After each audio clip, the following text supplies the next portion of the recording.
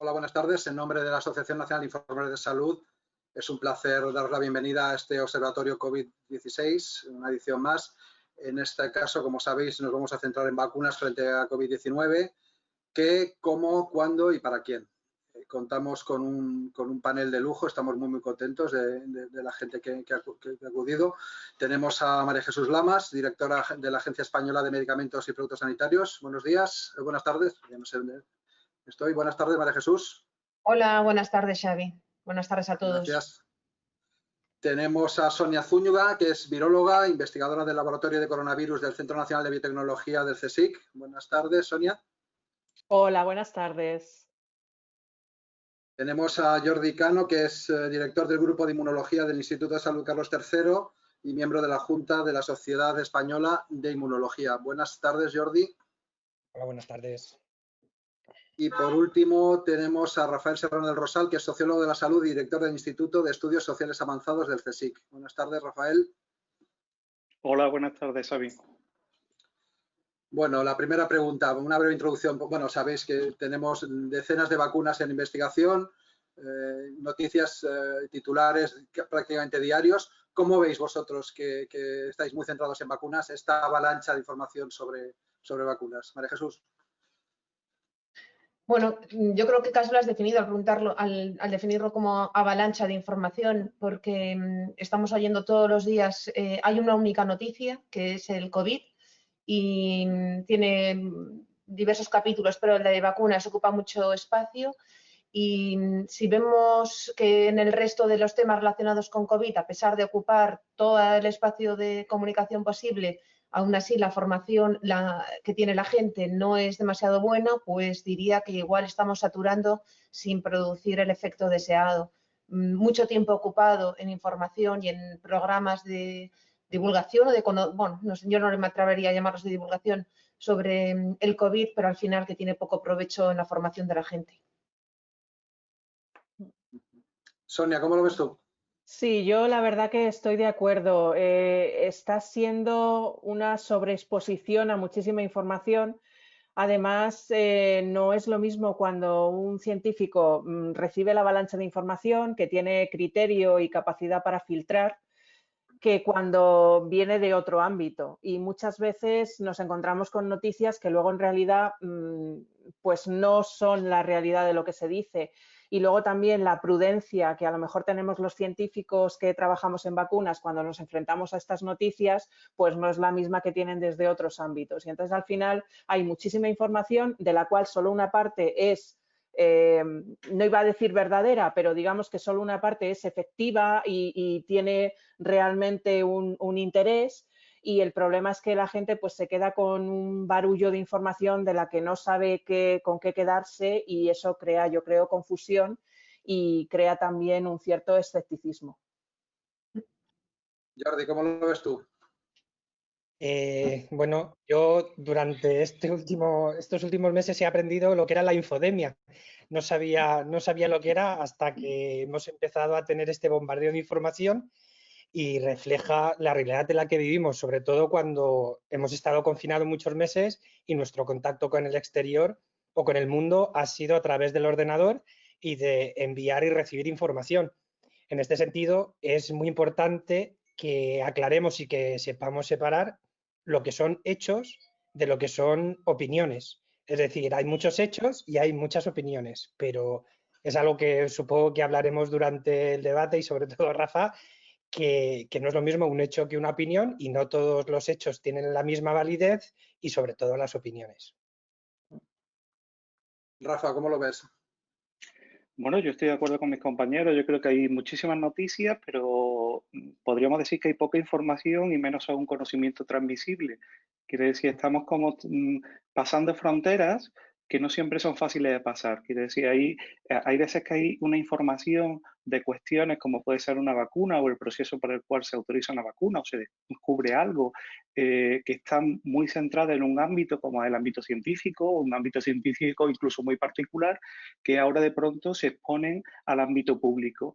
Y esa barrera no es una barrera fácil de pasar, y puede generar desinformación e incluso puede estar no siempre, pero puede estarnos ayudando a que el proceso de desarrollo de una vacuna sea el más adecuado para que luego sea totalmente efectiva.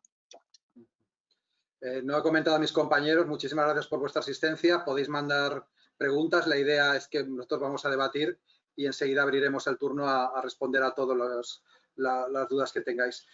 María Jesús, la pregunta que todo el mundo se hace es ¿para cuándo la vacuna? Imagínate que mañana el laboratorio X publica en New England Journal of Medicine el artículo validado por pares y remite la solicitud de aprobación a la FDA o a la EMA. ¿Se puede hablar en ese caso de cuánto tiempo tardaría la vacuna en ser aprobada por las autoridades sanitarias? Yo entiendo que la contestación a esta pregunta para un periodista es muy relevante, pero creo que contestar a esta pregunta y generar este tipo de titulares contribuye a estas reacciones que precisamente nos preocupan cuando se convierte la información sobre las vacunas o sobre medicamentos o sobre medidas de prevención de la infección en algo sujeto a opinión, sujeto a debate lego y que genera desinformación. Entonces, yo lo siento, Xavi, pero no voy a contestarte a eso. Te voy a contestar cómo es el procedimiento. El procedimiento es que cuando se acaben los ensayos clínicos, el normal es que cuando se acaban los ensayos clínicos se presenta todo el dossier de investigación de un medicamento a la agencia reguladora correspondiente.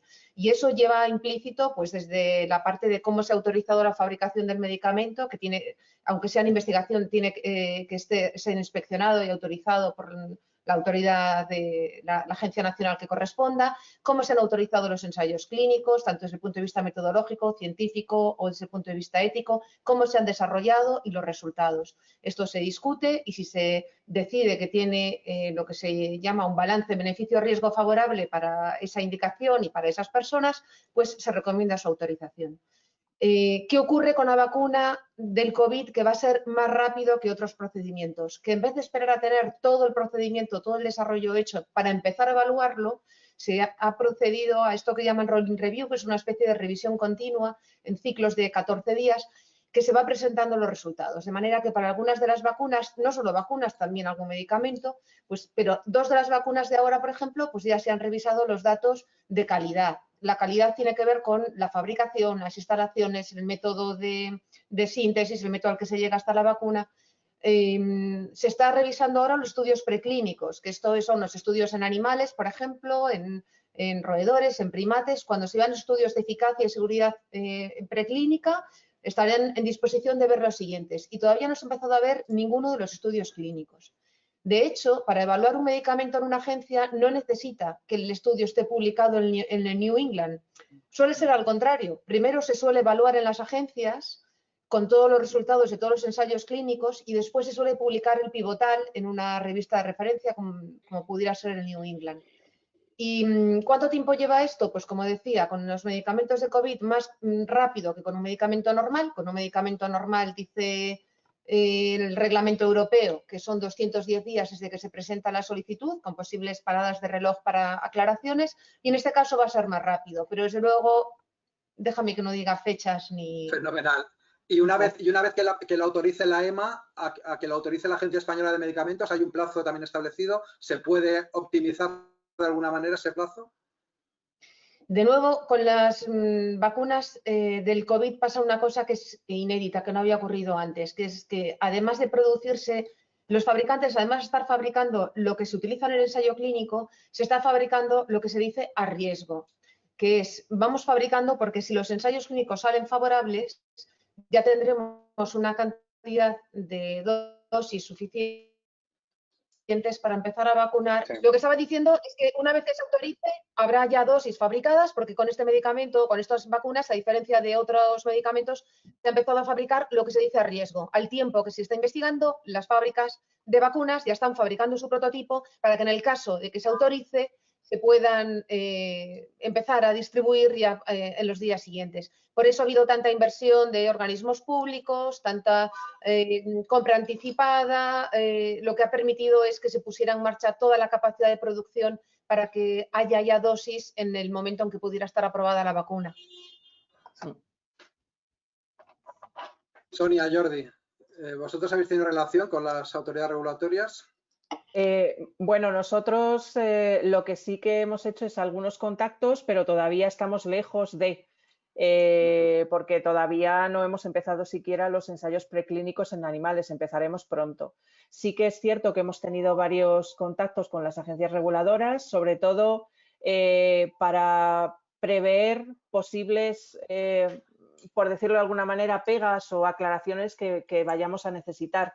De hecho, lo que se recomienda siempre cuando se está desarrollando un medicamento de este estilo es hacerlo todo muy en paralelo con las agencias reguladoras, porque no tiene mucho sentido que uno haga todo el desarrollo, todo empiece, tenga resultados y luego de repente llegue la agencia reguladora y le diga tienes que cambiar esta cosa desde el principio porque esto no se acepta para el uso en humanos, por ejemplo.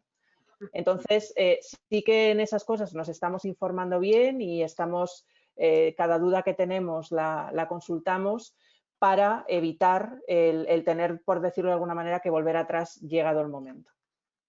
¿Podrías explicar brevemente en qué consiste la vacuna que estáis investigando en tu grupo? Bueno, nosotros estamos haciendo una vacuna en realidad en dos versiones, que es una vacuna que es por ingeniería genética basada en el propio virus, pero que no es un virus. Es ya simplemente un RNA que es autorreplicativo. Hay varias vacunas de RNA en desarrollo en todo el mundo. Algunas de ellas, como por ejemplo esta de Pfizer, la de Moderna, son simplemente un RNA mensajero que expresa una proteína y si uno pone 5, tiene 5 y no más. Y luego hay 3 en el mundo, entre las que se encontraría la nuestra, que lo que hacen es un RNA que se multiplica, autorreplicativo. La nuestra es la única de esas 3 que está basada en el propio virus, de manera que uno mete 5 en la célula y tiene 50.000. Con lo cual, la dosis que hay que suministrar se disminuye considerablemente y luego ya, bueno, pues tiene otras peculiaridades, que es que, por ejemplo, incluye más componentes virales que puedan, de alguna manera, dar mejor inmunidad porque estimulen distintas vías del sistema inmunitario. Pero en resumen, muy resumido, eso sería la vacuna que nosotros estamos desarrollando en dos versiones diferentes, totalmente sintética o creada en células, empaquetada como si fuera un virus, pero que luego no se propaga. Jordi, ¿qué estáis investigando vosotros y cuál es vuestra relación con las autoridades sanitarias? Nosotros realmente somos inmunólogos, no nos dedicamos a hacer vacunas, lo que nuestro punto de vista es de alguna manera evaluar la eficacia de las vacunas, es decir, si la vacuna genera respuesta inmunitaria, tanto respuesta humoral como respuesta celular. Entonces, nosotros lo que nos estamos centrando es en desarrollar un test que mida tanto la inmunidad celular de las células T como la inmunidad tumoral, que es la que se mide generalmente, las IgGs y las IgMs que llamamos, y bueno, pues eso, hacer un test que de alguna manera recoja los dos brazos del sistema inmune. ¿Y cómo está cambiando esta manera de investigar tan deprisa, ¿no? Supongo que los ritmos de laboratorio son ahora diferentes, se prepublica mucho más que antes. ¿Cómo lo estáis viviendo?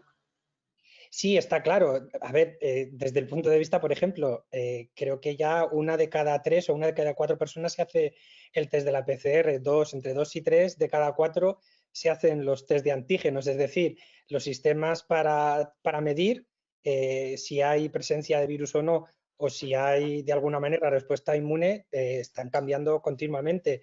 Se están abaratando los costes, se están haciendo más específicos y claro, pues estamos viviendo en un mundo a la carrera, pero también al mismo tiempo muy seguro. Sí. Rafael, el tema de la percepción de la ciudadanía yo creo que nos preocupa muchísimo a los periodistas sanitarios. Comentábamos antes de comenzar que tenemos que saber dónde estamos, pero hace falta empezar a investigar en este sentido. ¿Cómo lo ves? Bueno, tampoco es empezar, también hay estudios hechos. Nosotros mismos desde el IESA hicimos un estudio en la primera ola, en el mes de marzo ya estábamos con el primer estudio social de la pandemia y porque sabíamos claramente algo que para nosotros es obvio, pero que quizás para mucha gente no, que este tipo de fenómenos sanitarios son tan sociales como sanitarios siempre.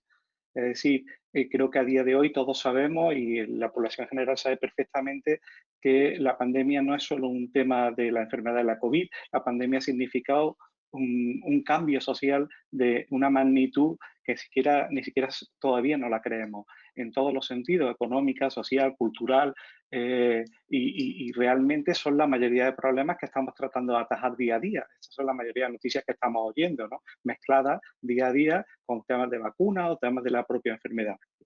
Por lo tanto, esa dimensión social del fenómeno es absolutamente necesaria y es necesario conocerla. Con respecto a la vacuna, lo que te decía es básicamente que podría darse el caso de que tuviéramos ya una vacuna en el mercado o varias o un buen medicamento y tener una sociedad que no está por la labor de utilizar esa la vacuna y por lo tanto los efectos agregados para la salud serían nulos.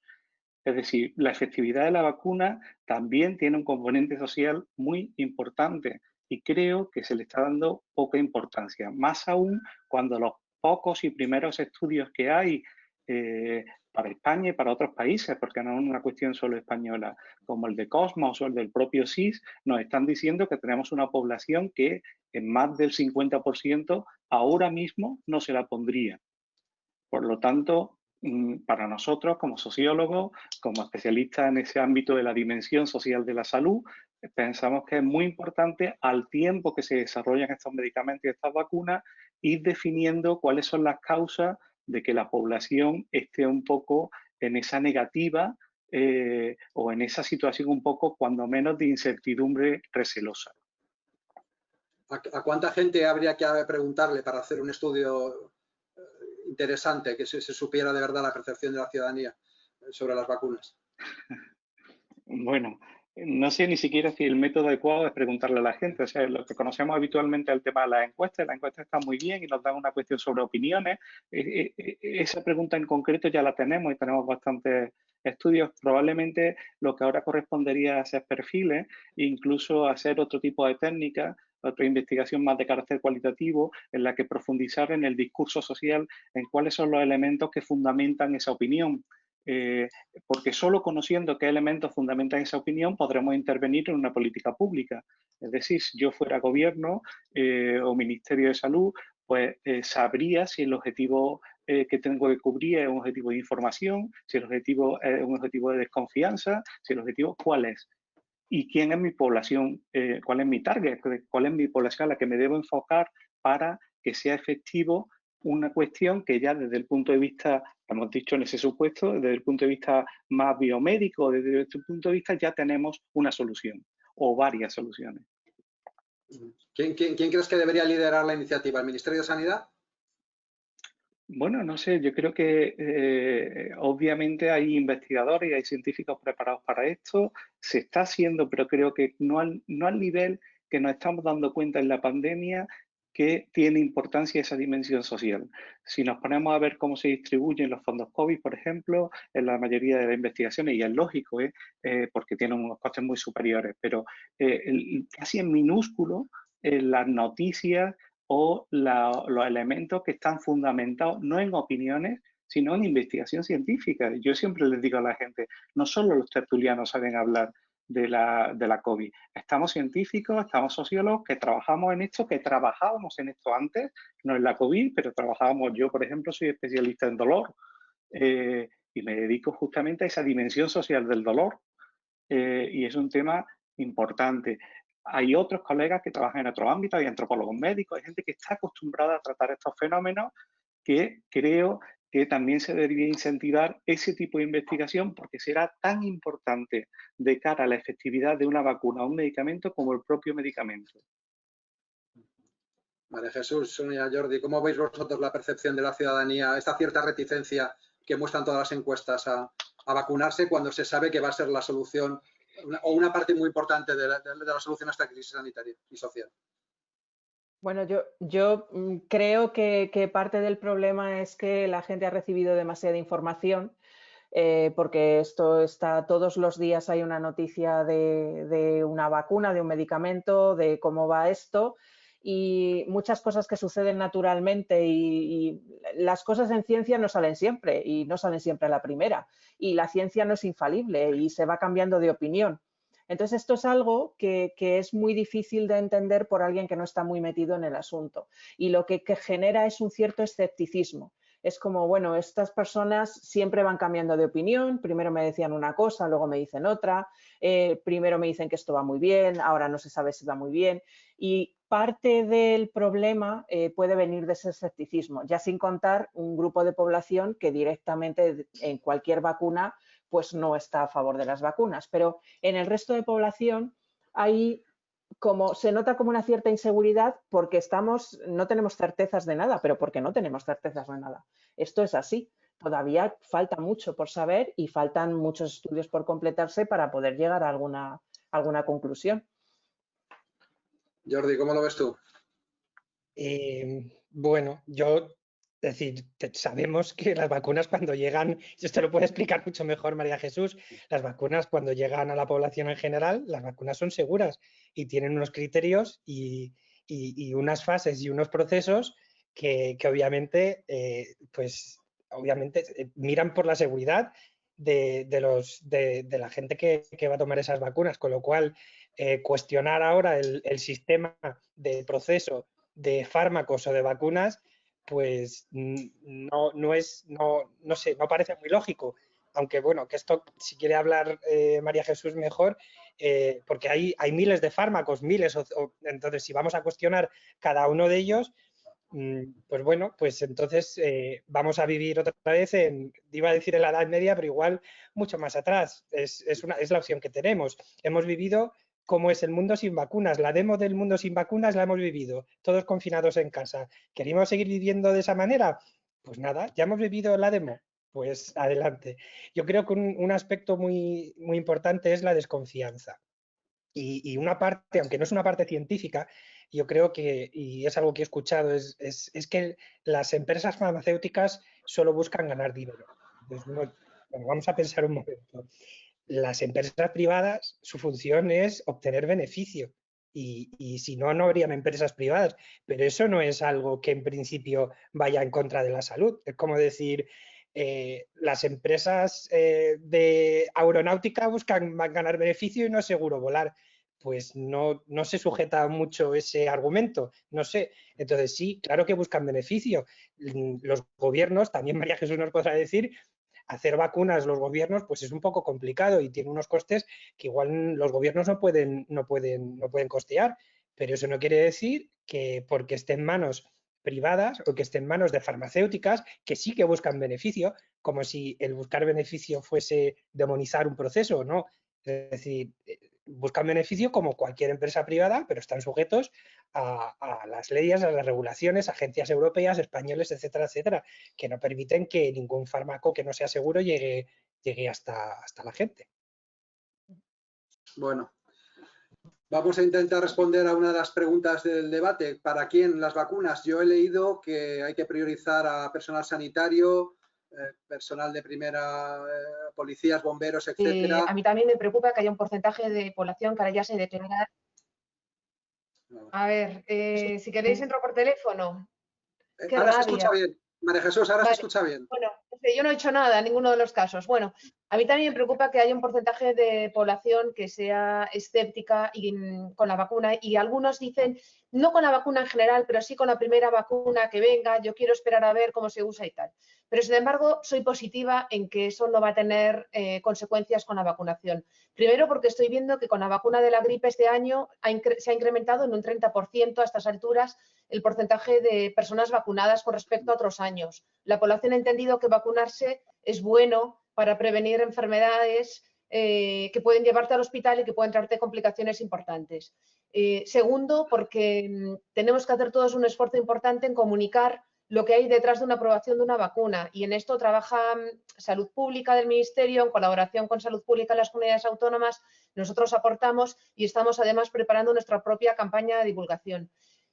Por poner un ejemplo, ayer cuando se hablaba de los resultados preliminares de la vacuna de Pfizer, cuando lo comunicó Pfizer, yo pensaba, bueno, la gente se ha quedado deslumbrada con el porcentaje de la eficacia media. No se ha quedado deslumbrada con que se ha aprobado en un fase 3 en 44.000 personas. Cuando nosotros evaluamos los datos de la vacuna de Johnson & Johnson para autorizar el ensayo fase 2 que está en España en marcha, los datos que evalúas de todo lo que tienen hecho de antes implica toda la investigación que habían hecho con la plataforma previa, antes de introducir el antígeno nuevo. Y esto eran 100.000 personas que habían recibido esa plataforma sin que se hubiera identificado ningún efecto adverso relevante en relación con la plataforma. Es decir, que cuando estamos pensando, cuando alguna persona con miedo, y vivimos en una época que el miedo está a flor de piel, dice, no, yo sí me vacunaría, pero no con la primera. Podríamos preguntarle, ¿cuántas personas necesitas que se vacunen antes? Porque en los ensayos clínicos, antes de que esta vacuna esté autorizada, seguramente se habrán vacunado ya 60.000, 90.000, 100.000 personas con este antígeno y 200.000 con la plataforma, aunque sean con antígenos diferentes. O sea que yo sí que creo que de momento puede haber cierto escepticismo, pero que se van a aceptar bien. Estaba preguntándole a Jordi la priorización de estas vacunas. No sé si Rafael ha hecho la demanda de querer decir algo. Sí, es que me parece probable. Yo estoy con María Jesús, probablemente con el tiempo pues la gente optará por vacunarse, pero no lo sabemos. Y me parece un riesgo demasiado grande, un riesgo que no corremos en otro tipo de investigación. Lo que sí sabemos es que un 50% de la gente dice que no, y un 37% de esos dicen que no y que además lo harían con la segunda o tercera. Claro, tú has hecho un recurso muy interesante, es decir, se le podría decir, pero es que este es el problema, que a la gente no se le puede decir, no puede ir uno por uno diciéndole, sino que le llega antes el comentario de Facebook, de su vecina, del primo y tal, y eso genera un estado de opinión. Y esto es lo que deberemos trabajar previamente. A esto es a lo que me refiero. No, obviamente la gente quiere no tener la enfermedad o resolverlo, pero podemos encontrarnos con un problema de salud pública, porque incluso con que tengamos un porcentaje de la gente pequeño, pero en términos relativos importantes, de gente que no se quisiera vacunar, podríamos tener un problema de cobertura importante y un problema de salud pública. Por lo tanto, no creo que sea algo menor, creo que es un tema que hay que tomárselo muy en serio y trabajarlo desde ya. Esto es a lo que me refería, aunque estoy contigo en el sentido de que, claro que al final tal. Bueno, aunque podría también apelar a eso, porque nos está pasando al contrario en las vacunas, en otras vacunas que no teníamos ningún problema, y ahora se está generando todo un movimiento antivacunas que empieza a crecer en Europa, pero empieza a crecer de forma preocupante, del 2% al 4,5% en Alemania, en España todavía no nos pasa eso, pero ha empezado a crecer un poquito y hay que ver por qué. Porque, ¿qué es lo que está pasando? Esta es la clave. Si no analizamos eso, como en cualquier otro fenómeno social o cualquier otro fenómeno científico o cualquier otro objeto de estudio, cada uno a lo que se dedique, si no analizamos bien cuál es ese fundamento, probablemente tengamos problemas para atajarlo. Comentaba Sonia el tema de que la ciudadanía no entiende que la ciencia se autocorrige permanentemente. ¿Crees, Rafael, que esto podría ayudar, que se mejoraran los programas educativos para que desde niños la ciudadanía supiera cómo funciona la ciencia y el hecho de que una vacuna no funcione no es, es una victoria de la ciencia, porque no se va a comercializar y no va a causar efectos secundarios a ningún paciente, a ninguna persona? Bueno, estoy totalmente de acuerdo. Creo que es un elemento clave y que es una falta de cultura científica en este país horrible. Cultura científica que tendríamos ahora una enorme oportunidad de, igual que hemos hecho campaña, mira, no hay instituto, yo tengo 2 hijos, uno en la universidad, otro en secundaria, y en casi todos los institutos, universidades, ha habido panfletos, trabajos sobre cómo lavarse las manos o tal, cuestiones que eran muy simples, que en términos relativos todos creíamos que sabíamos hacer. Pero no he visto ninguno de cuál es un proceso, una viñeta simplificada de cuál es el proceso de aceptación de un medicamento, por ejemplo, de una vacuna. Sería muy interesante. Estamos todo el día hablando fase 1, fase 2, preclínicos, postclínicos. ¿Realmente creen ustedes que la mayoría de la población sabe qué es eso? Y sería importante, por lo tanto, estoy totalmente de acuerdo. Claro que sí, que un incremento del conocimiento científico y cómo se generan estos procesos daría cierta tranquilidad. Bueno, yo creo que una asignatura que todos seguramente cuando éramos jóvenes nos influyó muchísimo en nuestra carrera científica es cuando estudiamos a Popper, el falsacionismo y este tipo de cuestiones, pero estoy casi convencido que le preguntamos a la gente qué se hace, ¿descubre algo o falsa una hipótesis? Y todo el mundo te dice que no, que la positiviza y no es así. Lo que me refiero es que son elementos fundamentales y que en situaciones de riesgo como esta es muy importante que tengamos una población con un conocimiento importante desde el punto de vista del proceso científico. Pues nada, vamos a empezar con las preguntas. Hay un montón, así que daros por aludidos los que queráis. Belén Gómez del Pino de Onda Cero. ¿Debe ser obligatorio? Sí. Perdona, Xavier, hago un pequeño comentario antes de empezar con las preguntas. ¿Me oyes? Por supuesto, Jordi. Claro. Sí, perfectamente, Jordi. Adelante. Tengo la impresión, aunque es verdad que el curso académico ha empezado hace un par de meses, siquiera tengo la impresión de que el número de gente que está apuntado, que se anima a hacer ciencias biomédicas, másters, etcétera, etcétera, en ciencias de la salud, está aumentando. Y creo que es algo que puedo intuir que realmente es positivo, que bueno, que ahí está el dato también. Bueno, vamos con la primera pregunta. Belén Gómez del Pino de Onda Cero. ¿Debe ser obligatoria la vacuna para todos? ¿Para algún colectivo, por ejemplo, sanitarios? Esto es lo que intentaba preguntar antes. ¿Qué pasa si un sanitario no quiere vacunarse y contagia a alguien?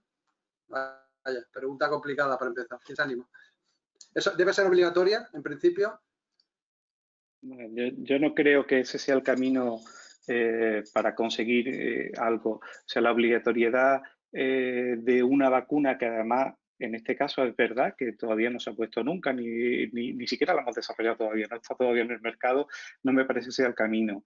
Creo que si hacemos bien nuestro trabajo y analizamos un poco cuáles son los fundamentos de esa incertidumbre, que creo que es eso, que es incertidumbre, un poco de miedo, seguramente no tendremos que llegar a hacerla obligatoria, llegaremos en una circunstancia en la que somos capaces de explicar que es la mejor solución que tenemos para acabar con esta pandemia que nos está afectando a todos en nuestra salud, en nuestra economía y en nuestra vida en general. Si puedo añadir algo, yo lo que creo que hay que hacer es mucha pedagogía. Una vez que ya se decida, se apruebe la vacuna y se recomiende, porque también se recomendará para determinado grupo de población en función de los datos, de los resultados que se obtengan en los ensayos clínicos y en todos los estudios que están en marcha. Y entonces lo que hay que hacer es mucha pedagogía para que ese potencial población diana para la vacunación esté muy concienciada de que debe vacunarse. Es un poco lo que comentaba María Jesús. Eso se ha hecho este año con la vacuna de la gripe. Siempre se recomienda la vacuna de la gripe para el mismo tipo de población.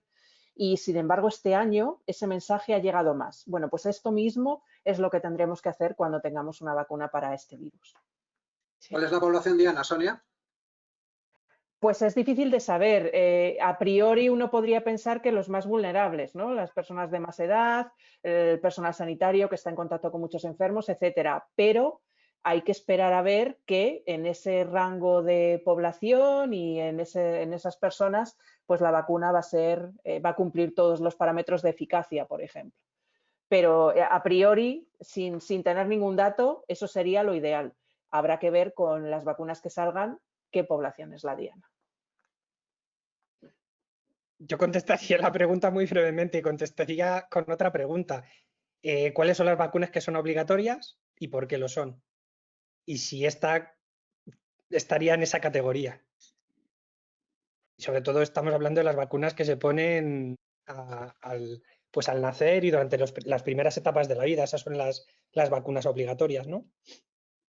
Y a partir de ahí elaborar un argumento. Y coincido con vosotros, es decir, obligar, pues no sé si estamos todavía en esa fase. María Jesús, ¿cómo lo ves tú?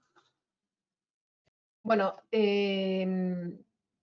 a mí no me gusta opinar de lo que no es exactamente mi campo de conocimiento, que son los medicamentos, y eso de la vacunación no es exactamente la vacuna, sino que obedece ya a decisiones de salud pública, porque creo que no tengo la autoridad para hacerlo. Lo que puedo compartir con mis compañeros, que obligar no parece una cosa fácilmente aceptable por la ciudadanía.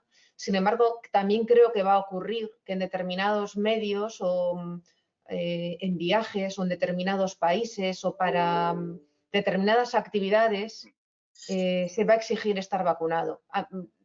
Es previsible que esto ocurra. Entonces,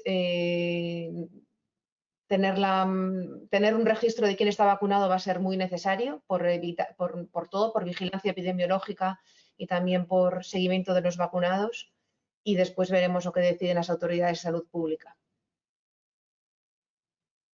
A mí me llama la atención que en el mundo hay 200 países y 20 de ellos, es decir, un 10%, exige determinadas vacunas para entrar en su territorio. O sea que no es un tema tan extraño. Efectivamente son países del tercer mundo, pero bueno, pues nos tendremos que acostumbrar, igual que llevamos el pasaporte, pues si queremos ir a determinados sitios, pues tendremos que tener la cartilla de vacunación. Yo estuve en África montando un hospital oftalmológico y me pidieron mi cartilla de vacunación para entrar y bueno, pues nos tendremos que acostumbrar a usarlo. Hay otra pregunta para ti, María Jesús, de Alfredo Saceda. Uno de los desafíos que plantea la vacuna es la distribución, es decir, el transporte, ya que se trata de millones de dosis que deben ser transportadas en unas condiciones de frío. Entiendo que no todas las vacunas, bueno, será una de las últimas. ¿Está el Ministerio y la Agencia Española de Medicamentos trabajando ya en ello? ¿Nos podría decir algo al respecto? Sí, estamos trabajando en eso. No todas las vacunas requieren las mismas condiciones, algunas requieren condiciones más extremas, como conservación a menos 70, menos 80 grados, y esto entiendo que es lo que ha generado como cierta preocupación y inquietud, porque ya nos han preguntado más.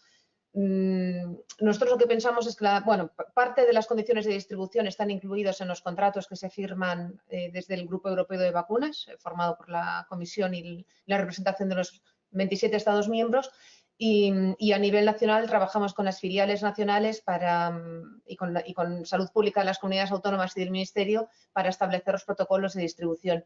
De lo que se trata es de que todo se parezca lo máximo posible a lo que ya se hace con la logística y distribución de medicamentos o de otras vacunas. No inventar sistemas nuevos que podemos arriesgar y, desde luego, utilizar las infraestructuras que ya tenemos y no requerir de creación o de montaje de estructuras nuevas que pudieran pues poner en tensión los plazos de entrega y todo lo demás, sino que aprovechar lo que sabemos hacer, quien lo sabe hacer y por las vías que ya están bien entrenadas. A ver, que llega otra. Belén Diego, ¿por qué señalan a los periodistas como creadores de falsas expectativas si fue un director de la FDA el primero en prometer vacuna para finales de año? El ministro y el presidente del Gobierno y el consejero de Salud de Andalucía han hecho lo mismo, dar fechas finales de 2020 y luego principios de 2021. Y luego dice, los inmunólogos son más cautos. No entiendo esto. ¿Opina que la ciencia y las autoridades han divorciado sus discursos? Belén Diego, de APM Health Europe. ¿Para quién es la pregunta? Para quien se anime. Bueno, yo creo que ninguno hemos dicho que los periodistas hayan adelantado fechas, ¿no? Que en concreto yo a ti, Xavi, te dije que prefería no darte una fecha, pero que prefería explicarte cómo eran los plazos y los tiempos. A ver, tengo otra pregunta. Entiendo por que aquí. la responsabilidad que yo tengo pública no es la misma que la que tiene un ministro. Yerma Ruano, periodista de La Sexta Noticias. La carrera por la vacuna no acaba cuando se consigue la primera. ¿Qué sucederá cuando haya varias? ¿Cuál se elegirá en cada caso? ¿Irá por países? ¿Puede que se haya de poner varias de distintos tipos a la misma persona? Bueno, yo digamos que siempre he dicho, ¿no?, que es muy bueno que haya varias vacunas que están en desarrollo. Eso significa que hay muchas ideas para conseguir un mismo fin de distintas maneras. Probablemente al final encontremos un panorama en el que haya varias y luego probablemente a estas primeras, pues a lo mejor luego se van mejorando. Esto pasa en el mundo de las vacunas y de otros muchos medicamentos, que no cuando se tiene la vacuna para una enfermedad ya está. Por ejemplo, voy a poner el ejemplo de la gripe, ¿no? Ya hay vacunas para la gripe, nos vacunamos para la gripe todos los años, pero todavía hay grupos que activamente están intentando mejorar estas vacunas de la gripe para intentar encontrar unas mejores. Entonces, digamos que no sabemos qué panorama vamos a tener porque no sabemos cuántas de estas vacunas al final van a terminar cumpliendo todos los requisitos muy estrictos de seguridad y de eficacia, pero siempre es bueno que haya variedad porque tendremos donde escoger. Es así de sencillo. Bueno, yo creo que también puedo aportar algo porque me parece una pregunta muy relevante.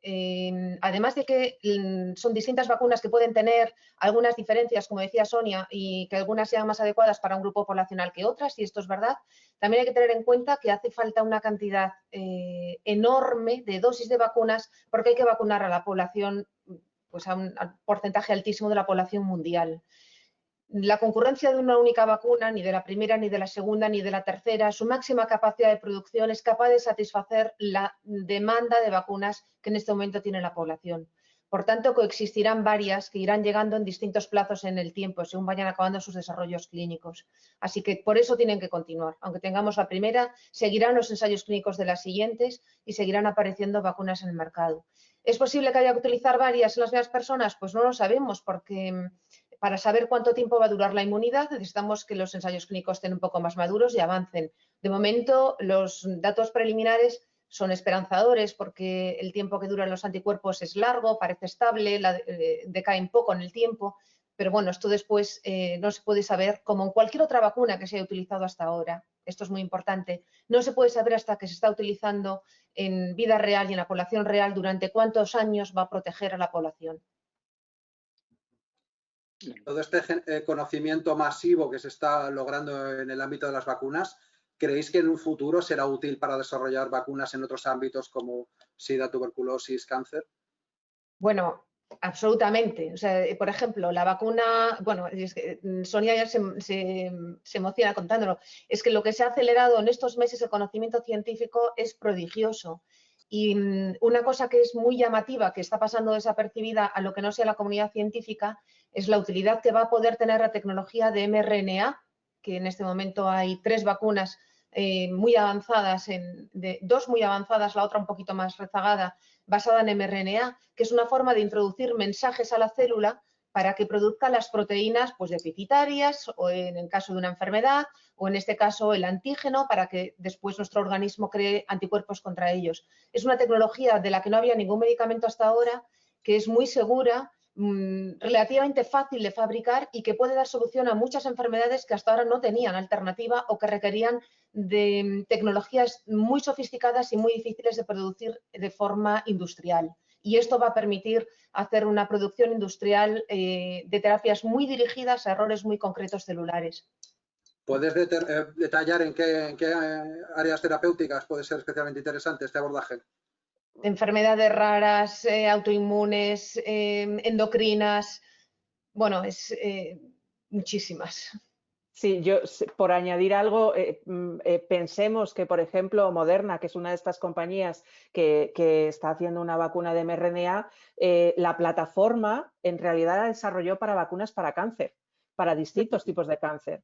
Entonces, no quiero decir experimento, ¿no? Pero el poner a punto una vacuna para este patógeno le va a servir a la vez para validar esa plataforma para lo que ellos realmente están desarrollando vacunas. O sea que el abanico de cosas nuevas y de nuevas avenidas científicas que se abre es inmenso y va a ser un beneficio muy grande para el conocimiento en general, para empezar. Claro, a mí me gustaría... Yo creo que aquí habrá que... Perdón, Jordi. Sí, relacionado con el tema porque es científico, también colateralmente, por ejemplo, el Instituto de Salud, en España no tenemos un P4, el Instituto de Salud pone en marcha ahora el proceso para tener un P4, es decir, que igual no está relacionado con el coronavirus porque no es necesario trabajar en un P4, pero colateralmente pues es algo que bueno, tuvimos el ébola y bueno, pues igual a raíz de eso estamos concienciados de que necesitamos un laboratorio de investigación de bioseguridad P4 para lo que pueda llegar en un futuro, esperemos que no, pero si llega, pues estar preparados. Y otra cuestión, y corregirme si me equivoco, creo que no habían en España, no había ninguna empresa que pudiera producir vacunas humanas. Había empresas que pudieran producir vacunas para animales, pero igual ahora también esta dinámica empieza a cambiar y yo creo que pues es bueno también que, bueno, si tiene algo bueno toda esta pandemia, pues que nos hayamos concienciado y que pongamos los mecanismos para que si en un futuro ocurren enfermedades infecciosas similares, pues estar más preparados en ese sentido. Sí.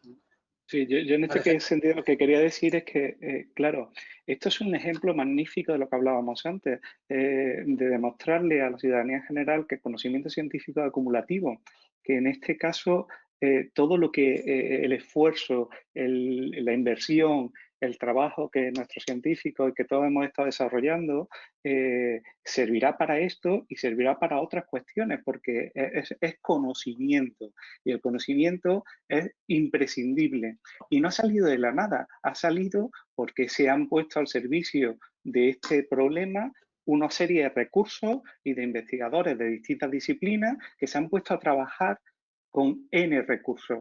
Y de ahí viene un conocimiento. Y esto no se va a perder. Si no es en esta vacuna y no somos nosotros los que sacamos la vacuna más adecuada, será para otra cosa que también será sumamente importante. Lo ha dicho antes Sonia, la plataforma de algunas vacunas está pensada para otras cosas y esta será utilizada para otras. Es que esto es muy importante transmitirlo porque no hay una inversión en el vacío en cuanto a conocimiento. Esa inversión siempre va a estar viva y nos debemos encargar de seguirla teniendo viva. Y transmitir ese mensaje también es sumamente importante a la ciudadanía, porque no solo estamos, no es algo finalista, venga, ya tenemos la vacuna, ya, pues ya se acabó, esto ya no sirve para nada más. O la vacuna la ha sacado una empresa americana, pues todo lo que hemos invertido no sirve de nada. Vaya fracaso en España, que esto me parece erróneo y hay que transmitir una cuestión que es completamente distinta. Hemos aprendido sobre distribución, como ha dicho María Jesús, hemos aprendido sobre 1000 cosas, incluso sobre cómo trabajar a una velocidad y en una coordinación dificilísima. Algunos de nosotros, Sonia seguramente, ha tenido experiencia en lo que ha sido salud global en el CSIC, dificilísimo, 300 investigadores, cada uno de su padre y su madre, trabajando en disciplinas muy distintas, era muy difícil incluso coordinarse. Claro que hemos aprendido y probablemente estamos más preparados para este u otro problema de otra naturaleza que tengamos que abordar. Sonia, cuéntanos cómo ha sido este cambio de paradigma en la investigación. Bueno, la verdad es que a nosotros nos ha sorprendido desde el principio también porque nosotros éramos aquí un grupo bueno, pero bueno, éramos los únicos en España que trabajamos con coronavirus y viene un coronavirus y nos cambia a todos todo. Y entonces de repente, pues un poco retomando lo que decía Jordi, pues todas estas cosas que nosotros poquito a poco habíamos ido sembrando de se necesita este tipo de instalaciones para poder hacer los experimentos y hay que trabajar de determinada manera, etcétera, pues todo eso de repente ha explosionado y se han puesto muchos medios, mucha gente para poder empezar eso. Y luego, por otro lado, como bien decía Rafael, pues por ejemplo desde el CSIC, que es el organismo que nos acoge a nosotros, se pensó, bueno, es que esto nos está pasando ahora, pero nos puede volver a pasar. Vamos a crear una infraestructura que quede, que perdure, en la que se reúna gente de muchísimas disciplinas que pueda dar ideas y conocimiento desde distintos puntos de vista para atajar todos esos distintos puntos de vista. Esto ha sido un esfuerzo muy grande, efectivamente, pero yo creo que es una cosa muy buena. A lo mejor nosotros como virólogos, por poner un ejemplo, pues nunca pensábamos que íbamos a contactar con un matemático o con un físico para un problema determinado, pues porque cada uno está ahí en su mundo científico y muchas veces tenemos el problema de que no nos movemos y no tenemos una perspectiva completamente diferente. Entonces, eso ha sido muy enriquecedor. Ha cambiado muy rápido, pero creo que efectivamente va a perdurar y espero que sea luego una manera de hacer ciencia que quede en España. Pregunta Leonora Álvarez, la noticia de ayer, desde ayer, por supuesto, ¿cómo veis la vacuna de Pfizer? ¿Cómo están las investigaciones de medicamentos contra la COVID? La idea es que desde ANIS haremos una mesa específica de medicamentos cuando podamos. ¿Alguien se anima a revisar el tema de Pfizer? ¿Cómo veis esa vacuna? No sé, ¿queréis que diga yo? Sí, Venga. María Jesús, por favor. A ver, los datos son esperanzadores, pero no podemos decir más que eso, porque necesitamos datos de verdad para poder analizarlos. En principio, una eficacia media del 90%, que significa que de los 94 infectados dentro de los 44.000 vacunados, pues 9 no habían recibido las vacunas y solo 1 había recibido las vacunas y aún así se infectó, pues eso es muy esperanzador. Pero claro, los estudios se diseñan con una metodología muy estricta porque tienen que responder a preguntas de forma segura y entonces hay que analizarlos bajo esa metodología. Hay que saber pues, el error estadístico que lleva este dato promedio, en qué rango se puede mover esta efectividad de cuánto a cuánto cuando esto se traslada a la población general y no a estos 44.000 vacunados. Hay que esperar a que se acabe todo el ensayo clínico, que estos eran análisis intermedios. Entonces, es esperanzador porque realmente, por mucho que cambie de aquí a que acabe el estudio y empeore el resultado, va a estar muy probablemente por encima de lo que hubiéramos considerado todos aceptable para una vacuna exitosa. Entonces, por eso es esperanzador, pero de momento cautela hasta el análisis final. Respecto a la investigación de medicamentos, sí, Sonia. Perdón, Sí, Sonia. no, yo decir que estoy totalmente de acuerdo. Realmente tengo la impresión de que llevamos 2 días diciendo es una buena noticia, pero prudencia, que esto no ha terminado y tiene mucho camino por delante. Y creo que ese es el mensaje que tiene que quedar. María Jesús lo ha dicho perfectamente. Esto es un dato preliminar esperanzador, pero tenemos que ser cautos todavía. Rafael, tú como sociólogo, ¿cómo ves esta necesidad que tenemos de noticias buenas, optimistas y pasarnos de frenada, ¿no? Y contar que ya se ha acabado esto cuando queda todavía mucho camino por recorrer? No, perdona, Rafa, y te dejo. Sí, sí. Ha subido el IBEX, ¿no? Es decir, Sí. que es decir, no solo tiene impacto en el ánimo y en la ciencia, pero hay otro tipo de impactos. Ya está, Rafa, para ti. No te creas, me quitas un marrón importante. La pandemia ha impactado claramente en todos los ámbitos, ha impactado en el ámbito económico, ámbito social. Obviamente la gente está ávida de buenas noticias. ¿Por qué? Pues que es algo que nos está afectando a todos, nos está afectando, a unos nos afecta más, a otros nos afecta menos, está afectando a nuestra economía, está afectando a nuestro modo de vida, ha afectado a los pilares del estado de bienestar. Es decir, elementos como la educación, la propia sanidad, están ahora en constante problema o crisis. No sabemos cómo educar a nuestros hijos, no sabemos cómo transmitir el conocimiento. Ha puesto en jaque a la sociedad en general. Por lo tanto, cuando se da una noticia que pudiera ser la luz al final del túnel, pues yo creo que todo el mundo está deseando poderla dar. Y más aún aquellos que tienen la responsabilidad tremendamente compleja de gestionar esta crisis. En ese sentido, es lo único que yo entiendo que, pues se le dé una magnitud un poco más grande a todo esto. Y yo creo que eso es normal que se haga en determinados ámbitos. Lo que es que también creo que en lugares de encuentro como este, en el que se dice, bueno, esto es así, pero se explica un poquito más y se dice, pero bueno, son resultados prometedores, pero a día de hoy no sabemos todavía cómo se va a comportar de verdad o cómo luego se comportará en la realidad, porque hasta ahora de nuevo son ensayos clínicos. Luego esto tiene que ir a la distribución, tiene que ir a las empresas de salud y nos encontraremos con otros problemas, como problemas que alguna María Jesús ya ha comentado, que ya se están pensando obviamente, pues de distribución, de cómo se van a tal, que quieren ser los que se les ponga, quieren ser los que tengan problemas, etcétera, etcétera. Pero es normal que en una situación como esta, que seguramente no hemos vivido nunca, la mayoría de la gente, pues cuando hay una buena noticia y no solo que van a cerrar negocios, que no podemos salir a la calle, que se están muriendo X personas o infectando, que los hospitales están saturados, etcétera, etcétera, cuando nos dicen, bueno, pues es posible que hayamos encontrado una solución, pues sea una gran noticia. Bueno, pues estamos llegando al final. Os pido una reflexión final y cerramos. ¿Quién se anima? Yo hago una reflexión, una final de algo que no ha salido, unos de los dos científicos que han sido motor principal en el desarrollo de la vacuna de mRNA, afincados en Alemania, son inmigrantes turcos.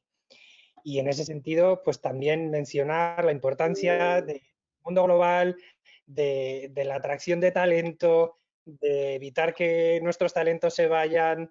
Yo supongo que como yo me he formado en Inglaterra, en Estados Unidos, he vuelto y la importancia que tiene desarrollar también programas científicos de atracción de talento y de retención de talento.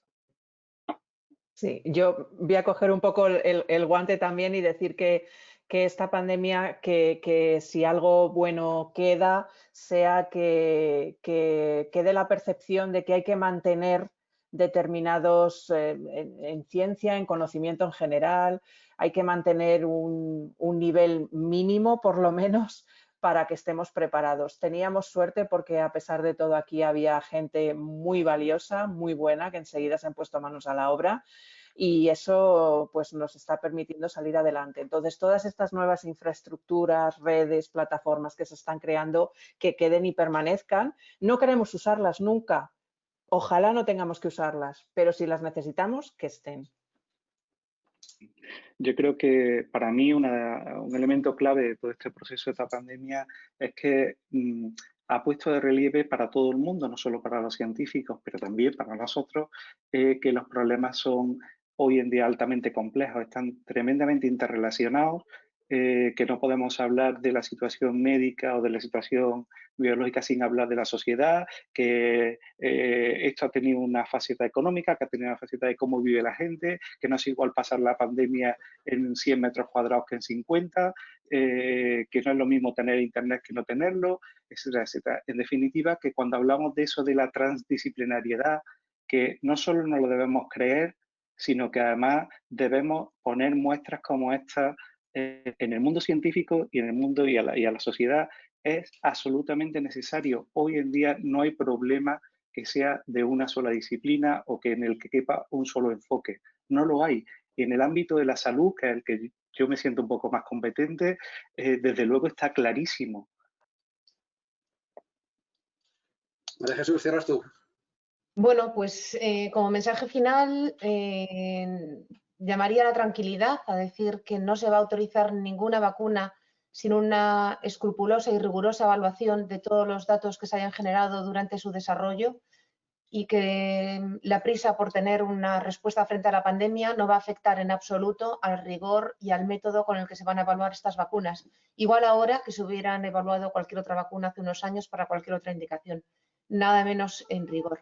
Y que además en este caso, por tratarse de una vacunación masiva, como no ha pasado anteriormente con ninguna otra enfermedad, el trabajo de la Agencia Española de Medicamentos no acaba cuando se autoricen, sino que después continúa evaluando la efectividad y la seguridad en vida real.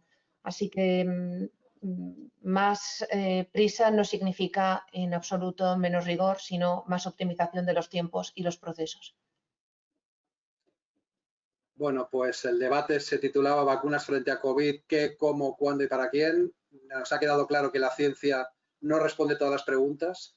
De hecho, genera muchas más preguntas, pero sí que tenemos la certeza que una parte muy importante del problema que vivimos ahora lo van a solucionar las vacunas. Os quiero agradecer a los cuatro la participación, ha sido un auténtico placer. Y ya no como periodista especializado en salud, sino como ciudadano, os quiero agradecer de verdad vuestro trabajo porque yo creo que es fundamental en todo momento y ahora más que nunca. Un saludo a todos, muchísimas gracias. Un placer en nombre de Anis haberos tenido aquí. Muchas gracias. A vosotros. Es un placer hablar de ciencia siempre. Sí. Buenas noches. Hasta luego. Adiós. Adiós. Hasta luego.